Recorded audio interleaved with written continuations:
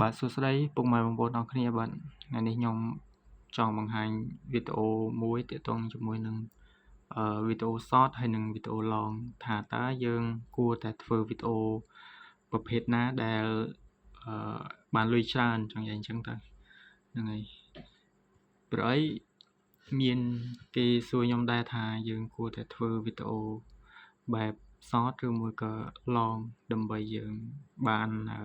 លុយច្រើនអញ្ចឹងទៅហ្នឹងហើយហើយនេះខ្ញុំបង្ហាញវីដេអូ short របស់ខ្ញុំមួយដែលចំនួនview វា 45k view បងប្អូននេះវីដេអូ short នេះ 45k បងប្អូននេះហើយ subscribe របស់យើងគឺយើងបាន64 subscribe បងប្អូនគឺច្រើនមែនទែនវីដេអូ short អញ្ចឹងឲ្យតាវាផ្ទុះអញ្ចឹងយើងដឹងថា subscribe គឺឡើងលឿនបងប្អូនបាទហើយចំនួន view របស់ខ្ញុំគឺ 45k យ៉ាងអញ្ចឹងទៅបាទហើយចំនួនលុយបងប្អូននេះលុយរបស់យើងបានតែ1.76អញ្ចឹងណាយើងថាអ្វីថា1រៀលជាងចុះហ្នឹង 45k បងប្អូនបាទអញ្ចឹងយើងបាន$1ជាងអញ្ចឹងខ្ញុំបង្ហាញបងប្អូនមួយទៀតជាមួយនឹងវីដេអូ long ម្ដងបងប្អូនបាទថាតើវីដេអូ long របស់ខ្ញុំបានប្រមាណអញ្ចឹងណាអូខេនេះវីដេអូ long របស់ខ្ញុំ view 1k យើងថា 2k ចុះបងប្អូនហ្នឹងហើយយើងថា 2k ចុះហើយម៉ោងរបស់យើងគឺយើងបាន28ម៉ោង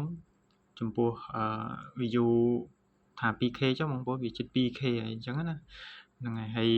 subscribe របស់យើងគឺបានតែ4 subscribe ទេបាទអញ្ចឹងអាវីដេអូ long នេះគឺ subscribe វាឡើងយឺតជាងអាវីដេអូ short វាឡើងលឿនហើយលុយរបស់យើងនេះបងប្អូននេះលុយរបស់យើងគឺបានចំនួន$1ជាងហ្នឹងហើយ$1 2កាក់អញ្ចឹងទៅហើយអញ្ចឹងបងប្អូនអាចពិចារណាបានថាតើយើងគួរតែធ្វើវីដេអូ long ឬមួយក៏វីដេអូ short បងប្អូនបើសិនជាវីដេអូ long យើងត្រឹមតែ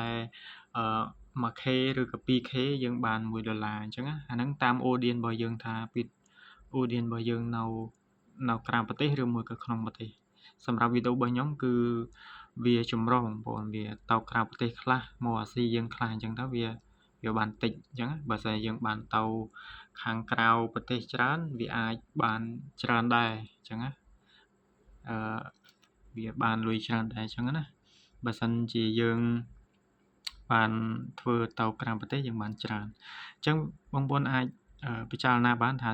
យើងគួរតែធ្វើវីដេអូ short ឬក៏ long អញ្ចឹងបើសិនជាបងប្អូនចង់ធ្វើវីដេអូ short ឬ long បងប្អូនអាចជួយ comment នៅខាងក្រោមវីដេអូរបស់ខ្ញុំបានដើម្បីឲ្យខ្ញុំបានដឹងផងបាទអញ្ចឹងចំពោះខ្ញុំធ្វើទាំងពីរបងប្អូនបាទអញ្ចឹងបើបងប្អូនស្រឡាញ់បងប្អូនអាចធ្វើទាំងពីរបានបើសិនជាយើងអត់ទាន់មានលទ្ធភាពធ្វើទាំងពីរទេយើងអាចធ្វើមួយសិនបានសម្រាប់វីដេអូ long និង short គឺល្អដូចគ្នាហើយបានលុយដូចគ្នាប៉ុន្តែអាខ្លះវាបានតិចខ្លះបានច្រើនអញ្ចឹងណាបងប្អូនបាទវីដេអូខ្ញុំមានតែប៉ុណ្្នឹងទេបងប្អូនកុំភ្លេចជួយ subscribe អ្នកមួយផងបាទដើម្បីទទួលបាន